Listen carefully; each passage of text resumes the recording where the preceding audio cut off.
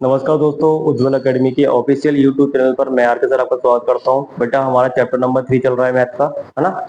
ये हम 3.1 का क्वेश्चन नंबर 1 तो हम कर चुके हैं। आज स्टार्ट करते हैं क्वेश्चन नंबर 2। क्वेश्चन नंबर 2 क्या है? देखिए बेटा, क्वेश्चन नंबर 2 दिया है, on the comparing the ratio A1 upon A2, B1 upon B2 and C1 upon C2, find out whether the lines representing the following pair of linear equation intersect at a point are parallel or coincident।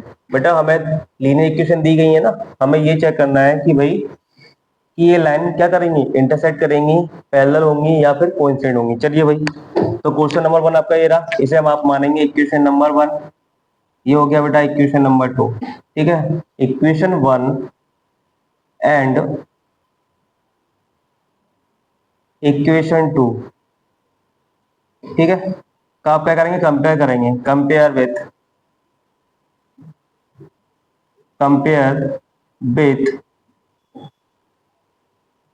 a1x b1y plus c1 equal to 0 and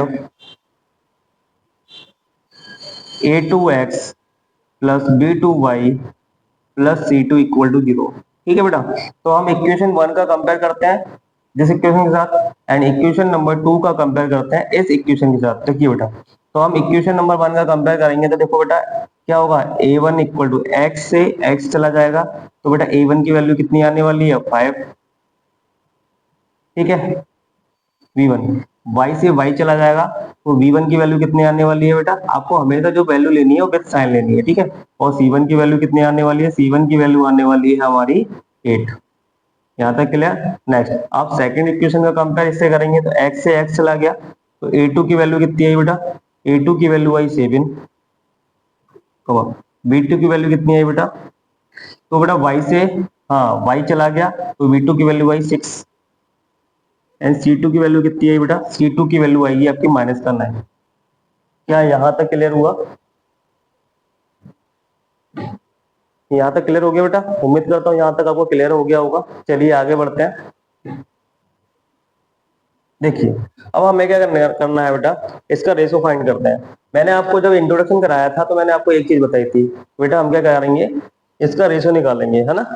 और ratio की मैंने आपको condition बताई थी कि भाई A1 upon A2 निकालेंगे, तो भाई A1 की वैल्यू क्या है हमारे पास 5, और A2 की वैल्यू कितनी है 7, है ना।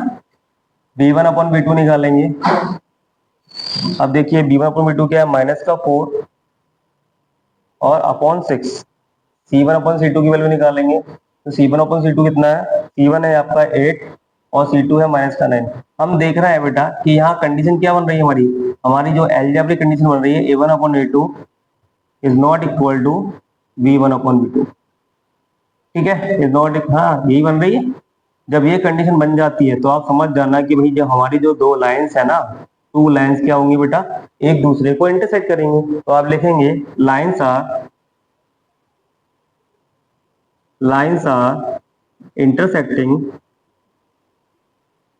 each other। Lines are intersecting each other. क्या बात समझ में आई? हमें बेटा ये इक्वेशन दी गई थी, आपको ये पता है, जब मैंने आपको इंट्रोडक्शन में बता दिया था कि लीनियर इक्वेशन जो होती हैं इन टू वेरिएबल वो हमेशा एक लाइन को प्रेजेंट करती हैं। तो भैया यहाँ टू लीनियर इक्वेशन है तो बेटा टू लाइन को प्रेजेंट करेंगी। तो हमने आगे इसका जब एल्जेब्रिक कंडीशन देखी, तो एल्जेब्रिक कंडीशन क्या बनी कि भाई A1 upon A2 is not equal to B1 upon B2। जब ये कंडीशन बन गई तो हमें मालूम चल गया कि भाई जो लाइंस हैं वो क्या करेंगी, एक सिंगल पॉइंट पर क्या करेंगे, इसको इंटरसेक्ट करेंगे। उम्मीद करता हूँ बेटा ये आपको समझ में आ गया होगा। अब चलते हैं क्वेश्चन नंबर 2 की ओर। चलिए स्टार्ट करते हैं सेकंड वाला क्वेश्चन, क्वेश्चन नंबर 2 का सेकंड क्वेश्चन। अब देखिए बेटा, ये हमारी इक्वेशन नंबर 1 हो गई, ये हो गई हमारी इक्वेशन नंबर 2। हम क्या करेंगे, इक्वेशन 1 एंड इक्वेशन 2 का हम कंपेयर करेंगे इसके साथ बेटा, A1x plus B1y plus C1 equal to 0 से, एंड सेकंड वाली इक्वेशन का कंपेयर करेंगे A2x plus B2y plus C2 से। करें बेटा कंपेयर, तो वही इस इक्वेशन का कंपेयर हम फर्स्ट वाले इक्वेशन से करते हैं। तो वही x से x चला गया, तो A1 की वैल्यू कितनी आई बेटा 9। नेक्स्ट बेटा y से y चला गया, तो V1 की वैल्यू कितनी आई बेटा आपकी 3 आई। नेक्स्ट C1 की वैल्यू कितनी आई बेटा आपकी 12। इतना क्लियर। नेक्स्ट, अब सेकंड इक्वेशन का कंपेयर इससे करेंगे तो x से x चला गया बेटा, a2 की वैल्यू कितनी आई 18। नेक्स्ट, y से y गया तो b2 की वैल्यू कितनी आई 6। C2 की वैल्यू कितनी है बेटा 24। क्या इतनी बात क्लियर हुई? हमने a1 b1 c1 a2 b2 c2 निकाल लिया है ना। अब हम क्या करेंगे, इसका एल्जेब्रिक रिप्रेजेंटेशन करेंगे भाई, ठीक है। तो भाई a1 कितना है बेटा आपका 9, a2 कितना है बेटा आपका 18। नेक्स्ट, b1 कितना है बेटा आपका 3 और b2 कितना है बेटा आपका 6 और आपका c1 कितना है बेटा आपका 12 और c2 कितना है बेटा आपका 24। बेटा कट करेंगे कि 9 बन जा 9, 9 टू जा 18, 3 बन जा 3, 3 टू जा कितना हो जाएंगे 6 और 12 बन जा 12, 12 टू जा कितना हो जाएंगे बेटा 24।